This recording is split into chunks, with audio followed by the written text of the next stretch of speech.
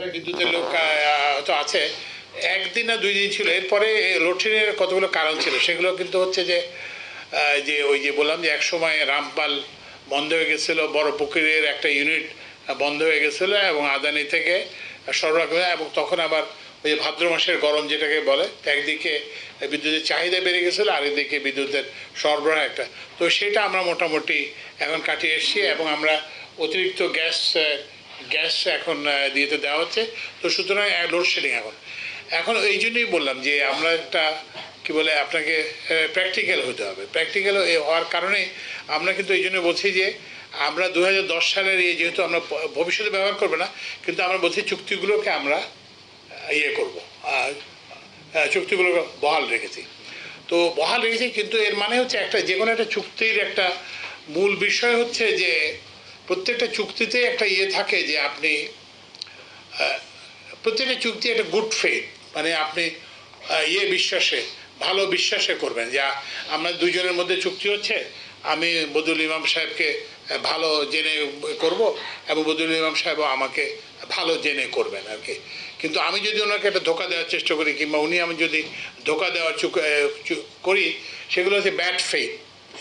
তো ওই জন্য যে কোনো কন্ট্রাক্টে যে কোনো পৃথিবীর যে কোনো দেশে যে কোনো কন্ট্রাক্টে যদি আপনি কোনো করাপ্ট প্র্যাকটিসেস হয় কিংবা কোনো রকম যদি এই ধরনের যেটা বললাম যে ব্যাড ফেথের যদি কাজ হয়, তাহলে সেসব চুক্তিকে কিন্তু পর্যালোচনা করা যায়। তো এই জন্যই আমরা ওই যেটা বললাম দুটা কমিটিকে আমরা দিয়েছি। আমরা অ্যাগেন কোনো নাম না, গ্যাসপ্রম না কিংবা সামিট না কিংবা আদানি না, আমরা হচ্ছে সব চুক্তি আমরা বলছি যে আপনারা ফ্রি। ওনারা আমাদের থেকে পূর্ণ তালিকা নিয়েছেন, ওই যে জাতীয় যে কমিটি হয়েছে ওনাদেরকে আমরা পূর্ণ তালিকা দিয়েছি গত কীবারে যেন গত সপ্তাহে, এবং ওই দিন আমরা বিদ্যুৎ বিভাগের তালিকা দিয়েছি এবং 28 তারিখে আমরা ওই যে জ্বালানি বিভাগে। তো সুতরাং they are free to examine each and every contract. মানে কোনোটা আমরা বলছি না যে আপনি এটা দেখতে পারবেন এটা দেখতে পারবেন না, আমরা এটাও বলছি না যে আপনি এটা দেখেন ওটা দেখেন, এটা বলতে ওনারাই সিদ্ধান্ত নেবেন। একটা বিষয় বারবার বলছিলেন মিসলিডিং ইনফরমেশন। 5 সাল থেকে আমি এনার্জি রিপোর্টিং করছি, আমি দেখছি যে কোনো সময় যে কোনো পেট্রোবাংলার চেয়ারম্যান আসুক অথবা বাফেক্সের এমডি হোক, তারা যে কোনো একটা পার্টিকুলার টাইমে বলে এত গ্যাসের আধার আছে অথবা এত তেল এখনই বাংলাদেশে পাওয়া গেছে, পরে দেখা গেল এটা কোনো অস্তিত্ব আর খুঁজে পাওয়া যায় না। এই ধরনের মিসলিডিং ইনফরমেশন যেন না ছড়ায় এবং জনগণকে মানে এই মিসলিডিং ইনফরমেশনের উপর ভিত্তি করে আবার কিন্তু নতুন ইনভেস্টমেন্ট হয়, আপনাদের কি ব্যবস্থা নিতে যাচ্ছেন? Thank you. না, আমরা যেটা বললাম যে এখন থেকে তো এই যে মিসলিডিং ইনফরমেশন এই ধরনের উন্মুক্ত কি আগে কখনো হয়েছে? কারণ এখন তো আমরা নিজেরা বলতেছি না, আমরা এই জন্যই তো বলছি যে আপনি আমার কথা বিশ্বাস করার দরকার নাই, বাপেক্সের কথা বিশ্বাস করার দরকার নাই। আপনি এই দেশের তো এর থেকে বড় বিশেষজ্ঞ তো মানে রিজার্ভ সংক্রান্ত কিংবা গ্যাস সেক্টর সংক্রান্ত এর থেকে বড় বিশেষজ্ঞ তো আমাদের জানা মতে কেউ নেই। তো ওই জন্য এখন থেকে আপনি এবং আজকের এটা করার কারণে আমরা কিন্তু একটা প্রেস রিলিজ দিতে পারতাম, যে আগে হলে কি হতো যে প্রেস রিলিজ এটা ভুল বিভ্রান্তিকর, কিন্তু আমরা সেটা করি নাই। আমরা সেটা নিজেরা জানতে চেষ্টা করেছি প্রথম এবং আপনাদেরকেও জানাতে চেষ্টা করতেছি। তো ওই জন্য আমরা এই যে স্বচ্ছতা এবং জবাবদিহিতার যে প্রতিশ্রুতি এই সরকারের অন্তর্বর্তীকালীন সরকার, আমরা এটা চুক্তি তাদেরকে দিতে দিয়েছি। এখন আপনি ধরেন আমি ওনাদেরকে একটা কমিটি করলাম একটা বিচারপতিকে নিয়ে প্রধান করে, তারপরে দেবপ্রিয় ভট্টাচার্যের মতো এবং প্রফেসর তামিম আছেন, এরকম একটা কমিটি করলাম। তারপরে আমি যদি ওনাদেরকে এই কমিটি করার পরে আমরা যদি নিজের ব্যবস্থা নিতে শুরু করি, তাহলে সেটা তো ঠিক হবে না, তাদের প্রতি অন্যায় হবে এক। তারপর 2 নম্বর হচ্ছে আপনারাই তো তখন প্রশ্ন তুলবেন যে আপনারা বেছে বেছে করতেছেন কিংবা একে টার্গেট করতেছেন, ওকে টার্গেট করতেছেন।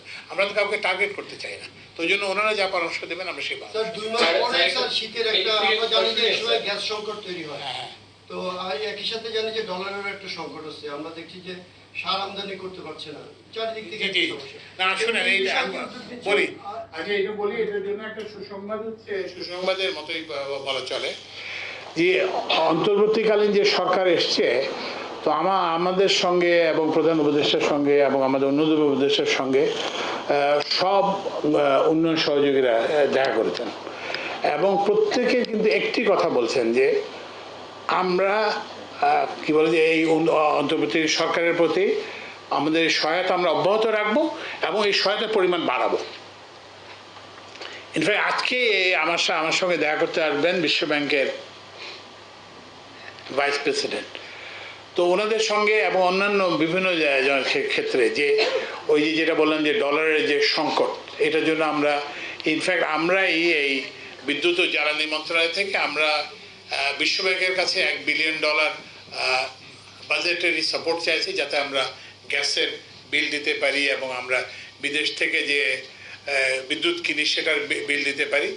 এটা আমরা $1 বিলিয়ন ইয়ের সাথে চেয়েছি, বাংলাদেশ বিশ্ব ব্যাংকের কাছে চেয়েছি, আর $1 বিলিয়ন চেয়েছি আমরা ইয়ের কাছে, কে বলে এশিয়ান ডেভেলপমেন্ট ব্যাংকের কাছে, এবং তারা খুব সিরিয়াসলি এটা ইয়ে করতেছে এবং আশা করা যাচ্ছে এই ব্যাপারে আমরা একটা এই সামার কি এই শীতে কি আমরা সেটা শুভ এলএনজি আমদানির পরিস্থিতিটা আসলে কোথায় আছে? না, এখন এলএনজি আমদানির যেটা পরিস্থিতি সেটা হচ্ছে যে আমরা কি বলে যে আমরা তো জানি আমরা 2 ধরনের আমদানি করি, একটা হচ্ছে যে লং টার্ম কন্ট্রাক্ট আর একটা স্পট কন্ট্রাক্টে।